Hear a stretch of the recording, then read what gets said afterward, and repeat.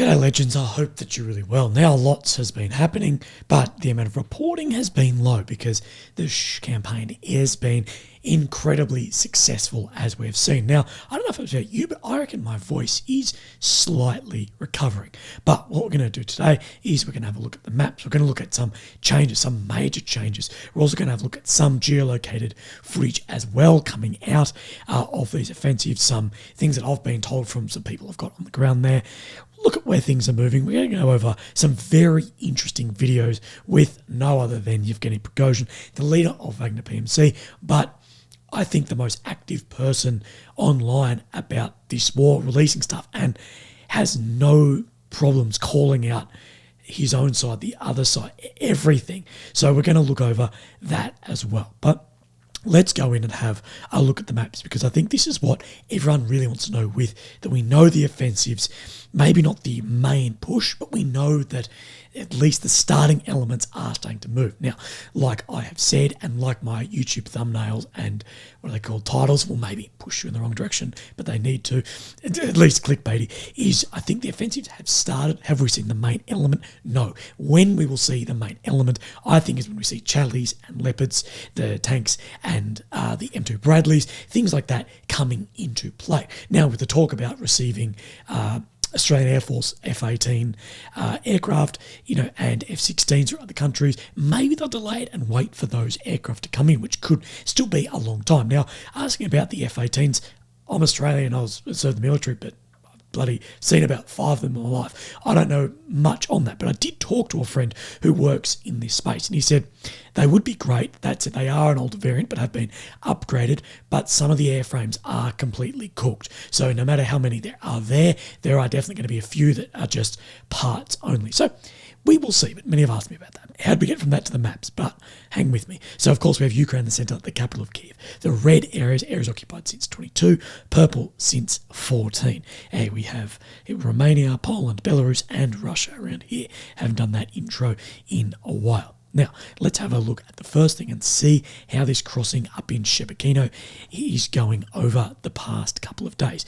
We know that we saw a couple of steps out and then some reinforcement on the east as well, but on the deep state, it is showing that it is stable there. Now, in the north direction, it is showing fairly similar as well. Where you may have seen some movements, if your eyes caught you, is down in Bakhmut. Now, we did speculate and talk about that Bakhmut has had a lot of action on the north and the south, and that Kakhovka to the north has come under control. Now, the deep state didn't show that. All that we were looking at, I'm in the wrong bloody area, is if we go up to Bakhmut on the on the ISW, right here, that we did see the same as we were seeing yesterday. So we see a lot of clearance on the north and clearance on the south. Remember that where this dotted line is here on the blue is where the Wagner forces were up to at one point, and this area has been taken back, and Kakhovka is in and around this region. So we look at where this all lines up. If we come in here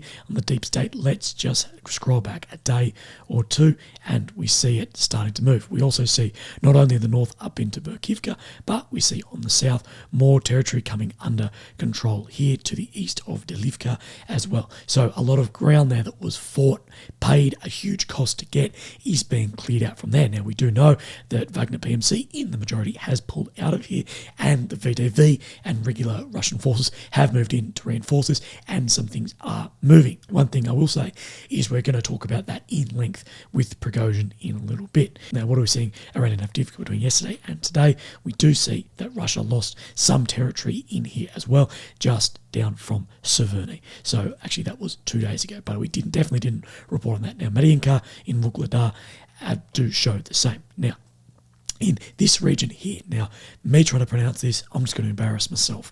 So this region here, we have seen that there has been some assault on this region, and that there has been geolocated vehicles from Russian drones shown to be exploded in here from a Ukrainian assault through here, looting. That there's claims of up to 10 to 20 vehicles, but as well, any claim we're just going to take with a grain of salt. Now, what have we seen change in here? In Novopil, Novodorivka, and as well in Novodonetsky. Now, the map here isn't really showing anything, but if we go back onto the ISW, and hopefully I don't go all over the place, here we see some very different stuff. So let's have a look at Novodonetsky, that this is basically under claimed control, but coming right down into where Ukraine has taken, that it's showing it's further down into this region, so that on the ISW is showing more space. But we know that there has been assaults on Novodonetsky as well. And one of the big things we have then seen is geolocated footage as well of many vehicles going then into a massive minefield, losing many vehicles as well, Ukrainian vehicles, and as well this one photo here. I'm not going to show you the other ones there. Easy to find as well. I'll put them on my Telegram, whatever, later. This is a massive vehicle here that was geolocated to this region, but then was hit and then subsequently abandoned from there. So that is, one of the things is, I'm talking to a few people saying the minefields here are just crazy. They're going across minefields. Now, it doesn't really make sense of why we see a lot of this footage of just going across minefields in these vehicles without the clearance before. And we know Ukraine has received a lot of these tanks with rollers on the front and certain demining vehicles specifically for this. We haven't seen those, and then we've seen many of those vehicles wiped out in those directions as well. So there is lots moving around there. Now, another place we're going to talk about, and doesn't show anything on this map, but we're going to look at the Rybar maps as well, is in Orokhiv. Now, anyone who's followed me knows that I've been in Orokhiv many a time in this region. Orokhiv is a really beautiful little place, but has been the absolute forefront of so much fighting.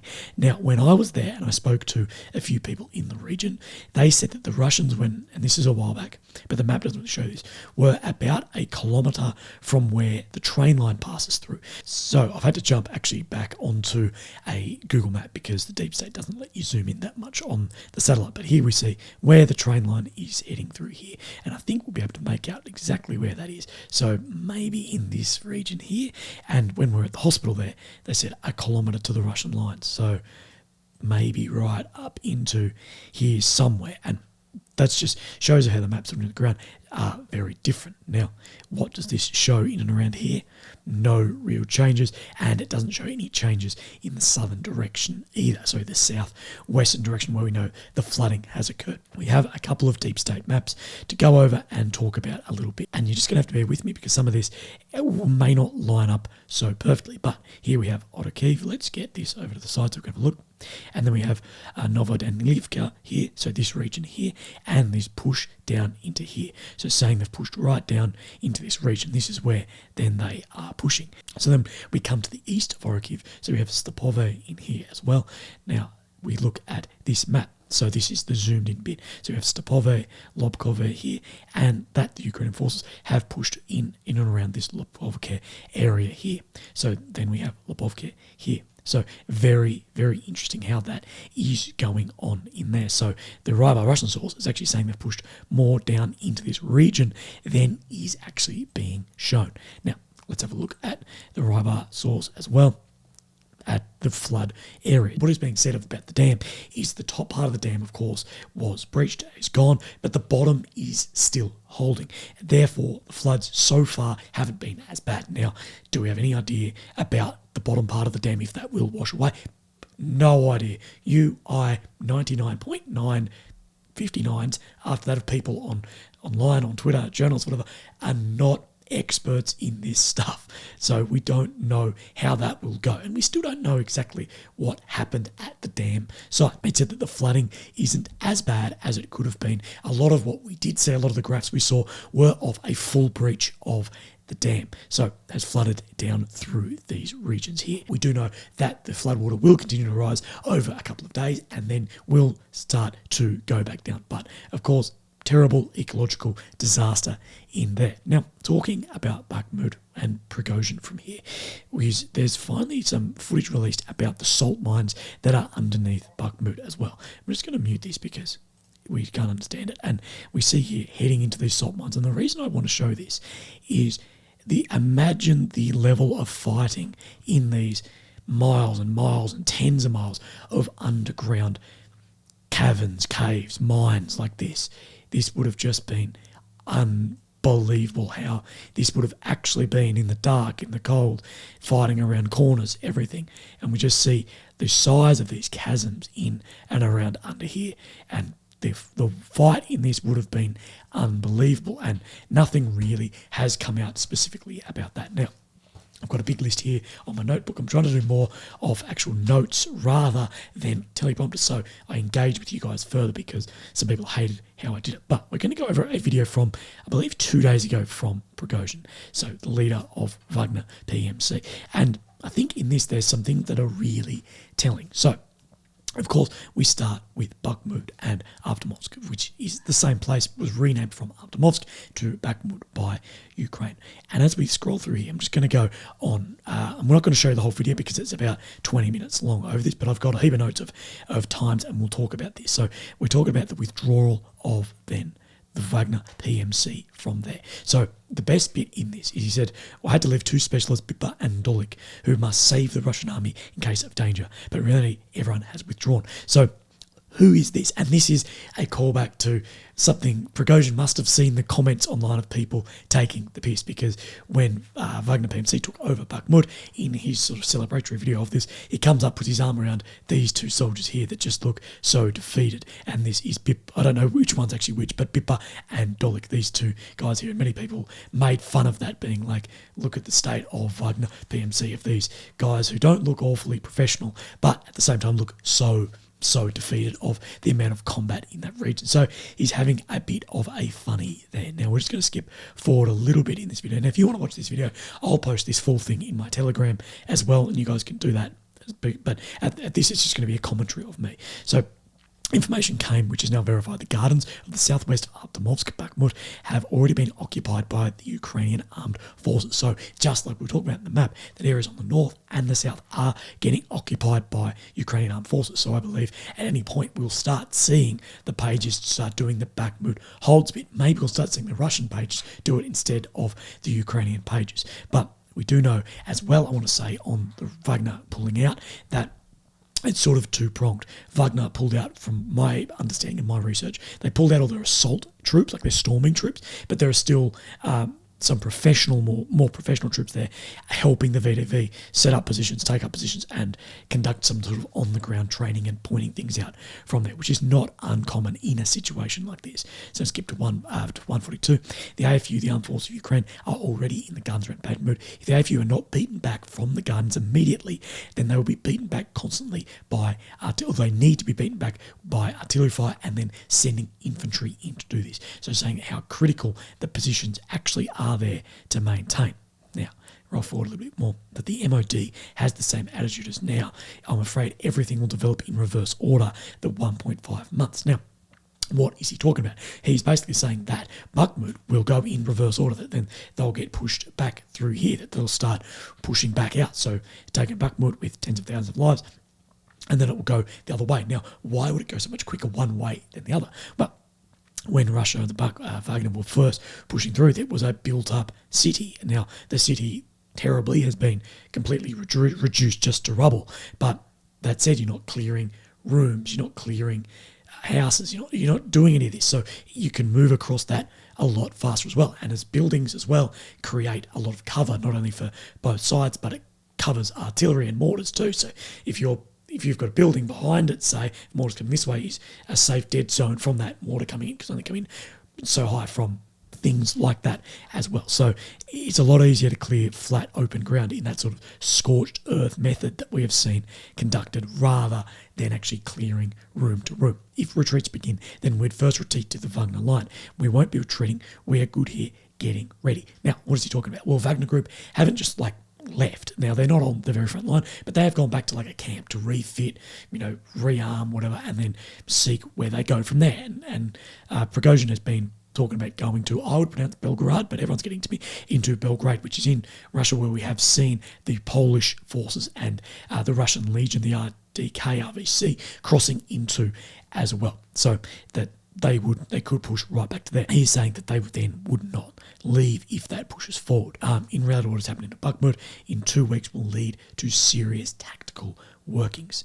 Now we'll push forward, and this will become more obvious, as well as right now in the Zaporizhia region, there is a catastrophe in progress. And the Zaporizhia region is that region we just spoke about, just down from Zaporizhia. So of course we have Kyiv, we have Huliopol, we've got these regions in here. So this is where most people would say that the southern offensive will take place, but saying that a catastrophe then is in progress in that region. And we go forward that the catastrophe which in Novodonetsky has already been captured, and the maps have updated to show that if troops were to pull back at a depth of 5 to 7 kilometres, then it could be an uncontrollable advance from the enemy at any depth. So if you've only got things 5-7 kilometres as far as defensive works, once you pass that open road, and this was one of the fears about Bakhmut in the beginning, that if Russia were to push through and push past those events, open road through to Kramatorsk, and this is what they may be thinking here, that if you've only got 5 or so kilometres to push through in here, then it's open maybe down to Mariupol, things like that. Now, the defensive measures don't really show that, but Prigozhin is talking about this as well. Now, of course, Prigozhin he has a lot in the works as well, and I believe that it's more so than just his command of the troops. He has many ambitions on many fronts, and he's playing the game, so to speak. So we're all aware that 50% of the inhabitants of the territory, at minimum, will help the armed forces of Ukraine, being partisans. And partisan warfare, we've seen, is very hard to counter and has been very helpful for the Ukrainian forces now behind. Now, 50%, I think the number would be far greater than that in helping the Ukrainian forces. Now, we've seen partisans working on both sides. As soon as the armed forces of Ukraine advances deeper, they'll advance toward Berdyansk and then on top of Mariupol, and it will be impossible then to stop them. So where we're talking about is this is where we're seeing advancement. So not a Kyiv, Novodonetsky in around this region, and at Berdyansk and Mariupol. So once they come down into here, that it would be very hard to then stop them advancing. Here is where he's calling out the staff of the senior leadership of the Russian MOD. Now, we've seen Prigozhin do this many a times, but this is different because he's calling for, let's say, some very serious actions against these guys. So Shoigu and the head of the general staff, being Gerasimov as well, should have already gone to where they belong a long time ago. Now, where he's talking about going to the front lines. But he should have put on body armour and crawled through Bakhmut on his belly, because Zelensky crawled, Zaluzny crawled, that one Sursky, yes, he crawled, they all crawl. Where are the clowns? Why don't they come here? So saying that even the Ukrainian leadership is coming here, and he's seeing that they're doing that and they've been to the front lines, where are the actual leaders from the MOD of Russia as well to come into those areas? And we've seen Prigozhin as well in many of those frontline regions. Now, I will just say before I go on to this next bit, History Legends, no matter what you think of the channel, he has a new video about Wagner PMC and the commanders in that, and it is very informative of sort of the founding of that and how those commanders actually came into that, whether they were kicked out of the Russian military for corruption and found themselves there from special forces, things like that. And we're going to talk a little bit more about the information from that, and as well as how it's a merit-based system to promote, rather than, who you are, education level, things like that, that goes around, skirts around some of the problems we see in pretty much every army, but as well, especially in an army like the Ministry of Russian Defense as well. So Wagner PMC today is the only structure that is a full-fledged army with planes, helicopters, tanks, artillery, and everything else that it needs. It's saying that as far as this structure that is its own little army and not requiring other elements, so you're this, one of the biggest problems, and there's a restructure in, so the Australian ADF of this, many times called like the 2012 restructure, was you used to have like, we need to contact these guys from here, them to come and help us, where we created then almost like little full armies that they had all their artillery, all their tanks, all the infantry, all within then the brigade, not just separate ones floating around and then having to call them in. And that has been adapted by many militaries around the world. Of course, we weren't the first ones to do it, but it works significantly more efficient. And that he's saying that Wagner is the ones to do this with all that they need. And as well, Prigozhin uses some of this as a platform to promote his own stuff as well. He gets mobilised, he wanders around for 3 days, gets wasted, and after that, you're thrown away as meat, talking about what we have seen with some of these conscripted guys just being used on the front line. And the mobilisation means long, deep penetration, cooperation in order for the units to then work as a collective. And they need to work as a collective to have anything here as well. Saying that minimum size would have to be a company to actually make something effective, not just scattered guys. We've seen Prigozhin talk about this before, that you need to undergo a minimum period of training. And he is speaking about months, and undergo individual training into groups, platoons, and then to companies. So with us, we train in pairs, in a squad, in 4, in a section of 8, then a platoon, and then company, then a battalion, and so on and so forth. But you have to start there and then move the way up. So talking about just the lack of training of those, and only then they can be released into war and they will understand something. But then the leadership, which makes the military decisions, that these people are totally inept militarily, that they are idiots. And I can't believe that Prigozhin can speak like this about these guys and actually get away with it as well. And then he brings up the example of the VDV being Russia's airborne forces, the ones that landed on Hostomel Airport on the first day of this war. The VDV execute specific tasks. They must establish some foothold, and before their munitions run out, other units must go and get them. And this is how paratroops like this work. They're there to seize, not to hold. To seize and hold ground. But the VDV, being paratroopers, they will come in lighter, not that much ammo, not much artillery, lighter armoured vehicles, because Russia drop armoured vehicles out of planes. Things like this, that they go in, they will hold something, and then they must get them backed up and those positions refilled from there. But then he speaks about how they're being used as normal, regular infantry to seize and hold or stand and defend in territories, and that it doesn't work great. The Bakhmut, the meat grinder, the purpose, no matter how pretentious it may sound, but it is salvation of the Russian army and the honour of Russia. Now, he says this, but the only real win that Russia has had in a long time are from Yevgeny Prigozhin's PMC Wagner group as well in that region. And I'd say for morale on that side actually gave some, because they were fighting, they were losing so much. It seemingly got right on the back foot until they started making ground. They're the only ones that really made ground. That Bakhmut was occupying the armed forces of Ukraine, that they were obligated to keep throwing forces there. Now they don't have this necessity, that as long as they were there in the fight, that Ukraine was held up in that region and they were keeping soldiers there. And there was speculation that Ukraine was doing the same as well, that they were not pulling back out of Bakhmut even when it looked like it was surrounded, it was going to fall, because it kept Wagner there instead of going on to Avdiivka or another region there. At least it held those positions there. And this goes into some people's idea, and I've expressed this as well, of why Russia keeps firing these drones and missiles at Kyiv, even if a lot of them are getting shot down, is that at least it keeps the Patriot system there, not somewhere near the front line. And he's saying that is basically what they were doing in Bakhmut, that in order to prevent your enemy from being able to concentrate, you need to continue to hit him, or he then will hit you. And this is very interesting right at the end of this. He says, if you're going to remain in the state that we are in, then it is clear that victory for now is not on our side. That he is saying that victory for now is not backing the Russian side. And this is from Prigozhin, who is, full on that side, no other way out of that. So then we've talked about the mobilised soldiers and how Prigozhin has pointed fingers saying that these guys are not trained enough, whether they're from prisons, whether they're conscripted, that there's not long enough to train them. And this is very interesting what he talks about.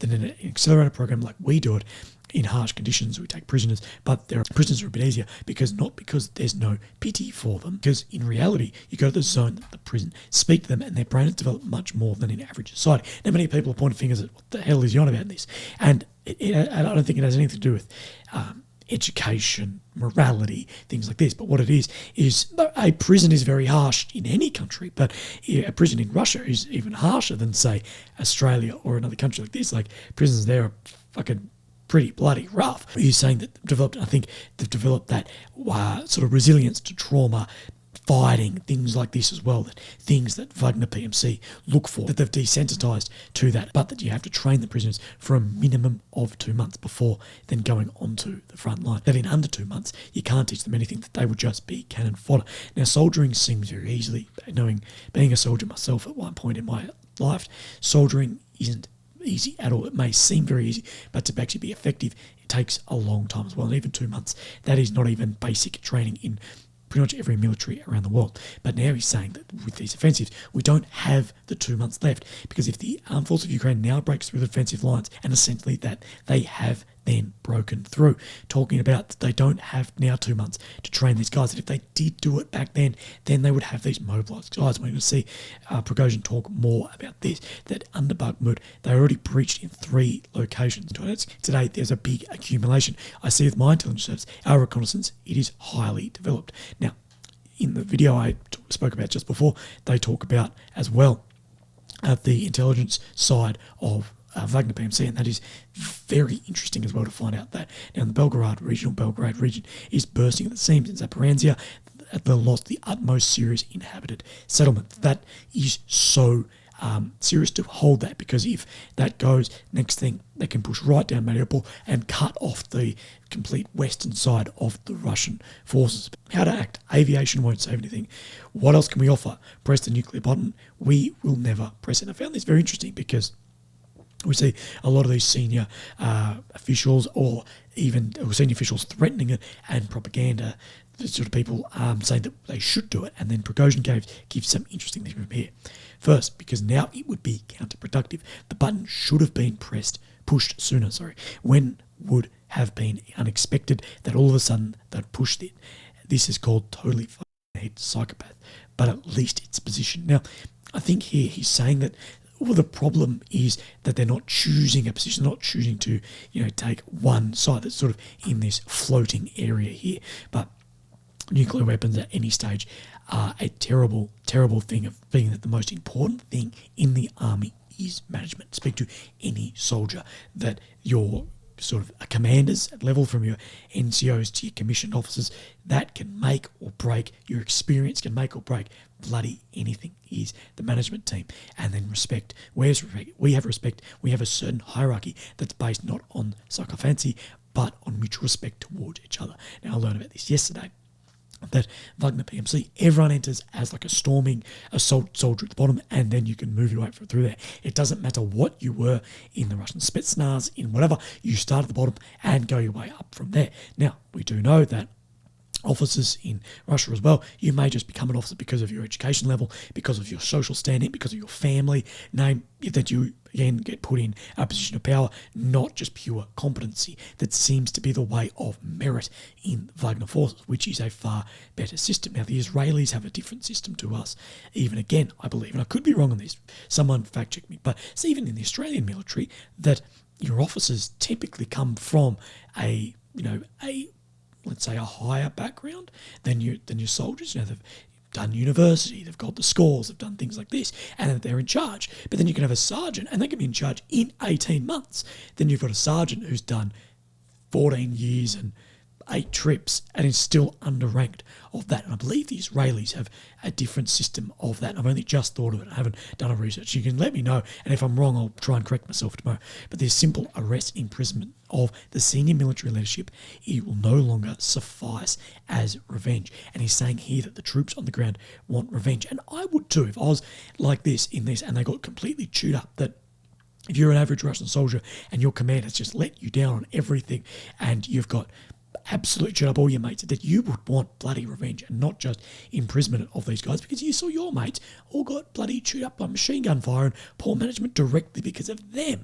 You're going to want more than revenge. Now, why is he talking about capital punishment? For those who don't know, capital punishment is the death penalty, because if the soldiers find out that those who screwed up, those who disgraced the Russian army and disgraced them, are the ones tossing away their soldiers' lives. So talking further on, that the soldiers will want a sense of revenge from there. Now, we will now suffer serious losses. I am absolutely certain of it. We will now definitely lose a part of the territory, and this part is the Russian Federation. So talking that they could lose a piece of the Russian Federation. Now, this not only is Belgrade in what we would say is the border of Ukraine and Russia, but he's talking about because there's been referendums, votes in these regions that have become, in Russia's eyes, part of Russia. Say Donetsk has become the DPR, but part of Russia. So with Kherson, they had these votes. Now, how official were they? Well, you can choose by the way I'm acting of how official those were. But the Russians see that as part of the territory, and that they have. Evgeny Prigozhin is saying that they have just given that up. Now he says here, the whole society is confused. When I drove around the regions, everyone's confused and ask, what the hell are we doing anyway? So speaking of people are going, what are we actually doing here? What's the goal? In that case, yes, 3 months of training for the mobilised. And he says, say we announced mobilisation now. And this is what I was talking about before, that he says because we haven't mobilised them, that they need that 3 months. If you mobilise them, you're going to have to basically shuck them into the meat grinder, as he says, onto the front line with very little training. And now that it's too late, but if they did do it over a 3-month period, over a year, they would have had 4 full sets of mobilisations, but they're not then doing it. Kyesha Shogu, the Defence Minister's daughter, will continue to hold her festive breakfasts. Shogu will continue to fool around and sit on Freshenja Street, which is where the Defence Ministry is, now we come forward as well, that Gerasimov, the chief of the General Staff, will continue to drink a full glass of vodka every morning, throw paranoid tantrums, yelling and squealing at anyone surrounding him, and demanding that the territory then be taken back. If there's normal defence, they'll lose 10 people, and those taking it will lose 1,000. So talking about on the offensive is much harder now than just when they would have stayed on the offensive. Then if they're doing it properly, they would have lost 10, but now under that, they will lose 1,000. Their wives, their mothers, their children will devour them to pieces when the right time comes. And this goes into as well when he was calling for capital punishment. There will either be a popular revolt or the State Duma will make a decision for capital punishment and shoots the F out of them, there being then the firing squad. So basically calling for these senior leadership, these senior guys in the Russian ministry to then be held to a firing squad from there. And I can tell you honestly, I think we're about 2 months away from the firing squads, and then I'll explain why. Saying that the society and other soldiers are sick of it and holding these senior leadership then accountable. Now, a couple of very interesting things from today. Now, I know it may be getting long and most of you have left, but Kadyrov, the leader of the Chechens, has shared these images here. Now, what the hell are these? It's just a protected mobility sort of vehicle. Well, these are actually a Chinese vehicle that have been given to the Chechen forces who come under the banner of the Russian forces. And many people are pointing out, well, could this be the start of Chinese equipment getting chucked into here? Now, is this lethal equipment? I don't know. We've spoken about this before. What is lethal equipment? Is it guns, artillery? Is it armoured vehicles? Is that lethal? Not really. Were these given with a gun, or were these given, without a gun on it, and therefore it's not lethal? And we've spoken as well, if China has officially a neutral stance on this war and have given their peace plan. Now, many will say that they're not neutral if they're not willing to call out Russia for what it had done. But let's say officially they have a neutral stance. Let's say officially then they were like, we're siding with either side. Imagine if they said we're siding with Ukraine, the amount of arms and stuff, then China, given the influence China has in that region, politically and geographically as well. But if they more likely side with Russia, well, China has a massive, massive defence network. They can produce a heap of stuff. Everything in this room was made in China. They can just produce stuff. So people have called it, this may not be a good sign of where things are going. These vehicles reportedly need export permissions to actually be exported. They can't just be bought and sold. Now, I haven't done too much research into this because I just have not had time today, but we're going to go over the Guardian article. The Guardian, but talking about this Nord Stream 2 pipeline. Now, people, I think everyone has their own opinion on this, and I've got mine, but I'll keep it to myself. But let's look at this. That Volodymyr Zelensky has basically said that Kiev had nothing to do with it. That they just do not know. But people have always been, well, who actually did it? What actually happened? So Zelensky has said that they would never do that, referring to the pipeline. I believe that our Army Intelligence Services did nothing like that, and he would like to see proof. We know nothing about it 100%, saying that there is nothing. So then it gets interesting, and this has come out over the past day, the Washington Post. Now, I would have looked at this article in the Washington Post, but news shouldn't be behind a paywall no matter what. And this reason, my shit will never be behind a paywall. It's either going to be on Telegram for free or here for bloody free. I hate news. I don't care if you're selling naked photos behind a paywall or creative stuff behind a paywall, but news shouldn't be. So this is why it's not on the Washington Post. But a European spy actually told the CIA that it knew of a Ukrainian special operations team planned to blow up the Nord Stream gas pipeline, and the Biden administration was then briefed on the matter. And we're talking about Biden here, and looks as a bloody Trump ad from The Guardian. And a tip-off came months before the explosion for the Nord Stream 2. The Washington Post cited intelligence that was given from the National Guard guy, I can't remember their name, who then leaked those documents through the bloody channels. The leaked documents indicated that unnamed European intelligence body told the US spy agency in June 22, 4 months after Russia invaded Ukraine, that Ukraine military divers reported directly to the country's military commander-in-chief that were planning the attack, being Zaluzhny. And someone will comment, where is Zaluzhny nowadays, I'm sure. But that the 6-person team reported directly to General Valery Zaluzhny, so that then President Volodymyr Zelensky would not know about the operation, giving that deniability from the officialness of Zelensky. If even Zelensky doesn't know, then the West can't hold Zelensky then accountable from there. But Nord Stream 1 and 2 were built to carry natural gas from Russia from there. We know that it wasn't running, but they were pressurising that as well. Now, something that no one then is talking about is how much actually got leaked out. One of the worst man-made greenhouse gas disasters in a very, very long time. And the amount of actually released, and you and me are drinking through paper straws. Now, that's just horrific, but that it is saying then that the sabotage was, well, this is saying that they have more evidence that Ukrainian divers took part in it. And we have seen some evidence of this before with a boat hired from said Ukrainian people as well, a yacht to go out to that region. So it's hard to know exactly what is going on. And to be honest, just like the bloody dam, we will never know. But it is very, very interesting that there's this level of separation from the officials as well as directly reporting, and that was blown up. You and I have spoken before. Now I'm a low-level diver. Doing something like that isn't just scuba gear, go down, blow it up. That is a very, very difficult dive. Anyone who's done any scuba will be like, yeah, you don't just do that. Not in that how deep of water is, actually bloody just finding it on the bottom and rigging explosives. You are definitely professionals. But the Biden admin knew, should have they then told Zelensky that his general was doing this. So whatever. You guys make up your own mind, and legends. That is the end of this today. I'm sorry if it's been long. Sorry if it's been boring of me just crapping on, but that is how we do it here. So look after yourselves. I hope you're having a great day, and I'll speak to you tomorrow. Okay, thank you. Bye-bye.